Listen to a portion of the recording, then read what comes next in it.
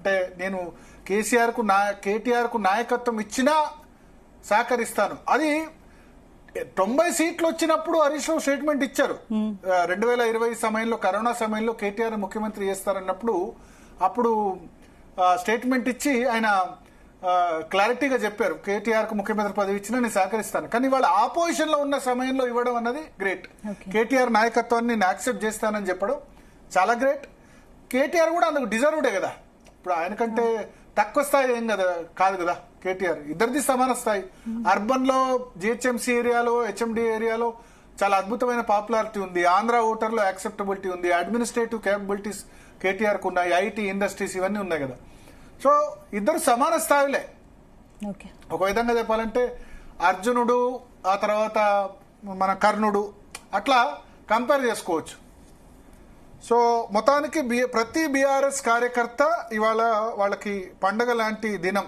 ఈ స్టేట్మెంట్ పట్టుకుని ఇంకా మనం ఏం రాసినా, మీడియా ఏం రాసినా, లేకపోతే అది రాసినా కార్యకర్తలు కానీ లేకపోతే బయటి వాళ్ళు సామాన్య ప్రజలు కానీ కొంత నమ్మడానికి అవకాశం తక్కువ ఉంటుంది. ఒకసారి మనం మాట్లాడదాం.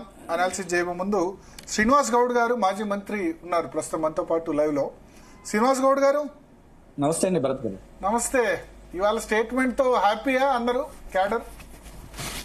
మొదటి నుంచి కూడా బయట పబ్లిక్ అనుకోవడం, కొంతమంది పుకార్లు పుట్టించడం, మీడియాలో కథనాలు రావడం, ప్లస్ కొన్ని పార్టీలు ఇట్లా సోషల్ మీడియా ద్వారా నెప్పడం తప్ప తింది పార్టీలో అటువంటి అపోహలు ఏం లేవు.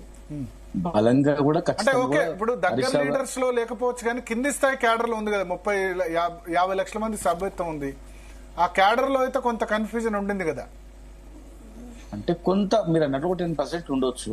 అది ఏదైతుందని తెలియక ఊర్లలో, గ్రామీణ ప్రాంతాల్లో ఉన్నట్టు వాళ్ళు ఉండొచ్చు. కానీ మెయిన్ క్యాడర్ మొత్తం కూడా తెలుసు. ఎందుకంటే హరీష్ రావు గారి మెంటాలిటీ తెలుసు. ఆయన ఒక క్రమశిక్షణ గల వ్యక్తి. అట్లా ఏదో పదవుల గురించి తొందరపాటు అట్లా చేస్తారని అనుకోరు. అయినా కేసీఆర్ గారు కానీ, కేటీఆర్ గారు కానీ, ఇప్పుడు వాళ్ళు కేసీఆర్ గారు చిన్నప్పటి నుంచి హరీష్ రావు గారిని సైకిల్ నేర్పినప్పటి నుంచి కొడుకులాగా చూసుకున్నాడు. అవును. ఎమ్మెల్యే కాకుండా కూడా మంత్రిగా ఆనాటి గవర్నమెంట్ లో యూనిట్ ఆంధ్రప్రదేశ్ మంత్రి కూడా చేసింది.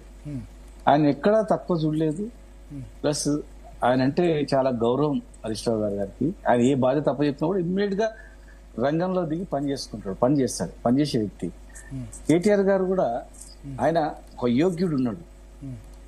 ఎవరైనా ప్రాంతీయ పార్టీల జనరల్ గా మనం అవునన్నా కాదన్నా కూడా అటు డిఎంకే కావచ్చు, తర్వాత ఎక్కడైనా కావచ్చు, కేసీఆర్ గారు అక్కడ యోగ్యుడైనటువంటి వ్యక్తి ఉండి ఉద్యమంలో కష్టపడిన వ్యక్తి ఉన్న తర్వాత ఖచ్చితంగా కొడుకుకి ప్రిఫరెన్స్ ఇస్తారు. ప్రపంచం అంతా తెలుస్తుంది. అది దానిలో పెద్ద ఓపెన్ గా మనం దాచిపెట్టుకుంటే దాగేది ఏం కదా. ఎవరికైనా కొడుకే ఎక్కువ అవుతారు, అంతేనా?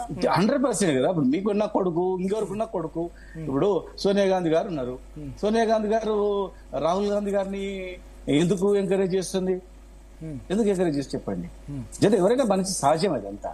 ఇప్పుడు స్టాలిన్ ఉన్నాడు అక్కడ, వాళ్ళ తండ్రి స్టాలిన్ గాని. స్టాలిన్ ఎవరిని చేస్తున్నారు? ఎవరు లేరనుకోండి. కొన్ని ఎక్సెప్షన్స్ ఉన్నాయి. శరద్ పవార్, సుప్రియా సులే కంటే అజిత్ పవార్ ఎంకరేజ్ చేశారు. అజిత్ పవార్ జయలలిత దానికి ఎవరు లేరు. ఎన్టీ రామారావు ఉన్నాడు. కొడుకులు యోగులు కానప్పుడు ఏం చేసి అల్లుని తీసుకొచ్చి రాజ్ ఠాకరే ఎంకరేజ్ చేశారు ఉద్ధవ్ ఠాకరే కంటే. ఉంటుంది. అది మనం దాచిపెట్టుకుంటే ఏదో కాదనుకుంటే కాదది. ఉన్న వాస్తవాలు మాట్లాడ 100% యోగ్యుడు కేటీఆర్ గారు. పనిచేసే స్తోమత ఉంది. కార్యకర్తలకు యాక్సెప్టెన్స్ ఉంది. హరీష్ రావు గారు కన్సిస్టెంట్ అనే వ్యక్తి. అట్లే పోటీపడి ఆయనకి ఎట్లా ఇస్తా అన్నాడు. ఈ క్లియర్ గా కార్యనిర్వాహక అధ్యక్షుడు మా నాయకుడు ఇచ్చిండు. కార్యనిర్వాహక అధ్యక్షుడిగా సమర్థవంతంగా పనిచేస్తున్నాడు, టైం ఇస్తున్నాడు. అటు ఏదన్నా క్రిటికల్ ఉన్నప్పుడు హరీష్ రావు గారు, కేటీఆర్ గారు వాళ్ళంతా సమన్వయంతోనే ఉన్నారు. పబ్లిక్ ఏదో అనుకుంటారు తప్ప వాళ్ళు ఎవ్వరు కూడా లీడర్స్ లేరు కదా. లీడర్స్ కొద్దిమంది కేటీఆర్ వైపు ర్యాలీ అయిన పరిస్థితి, కొద్దిమంది హరీష్ రావు క్లోజ్ గా ఉన్న పరిస్థితి, అటు ఇటు క్యాంపులు చేంజ్ చేసిన పరిస్థితి. ఇప్పుడు నాయకుడు ఎవరి వైపు ఎక్కువ ఉంటది ఫ్యూచర్ లో, రేపు అరే ముఖ్యమంత్రి ఎవరైతారు చూస్తారు. పొలిటికల్ ఏముంటది, ముఖ్యమంత్రిగా ఎవరు అవుతారనే అవకాశం ఉంటే జనరల్ గా ఏం చేస్తారంటే పొలిటికల్ గా ఉన్న వాళ్ళు అవును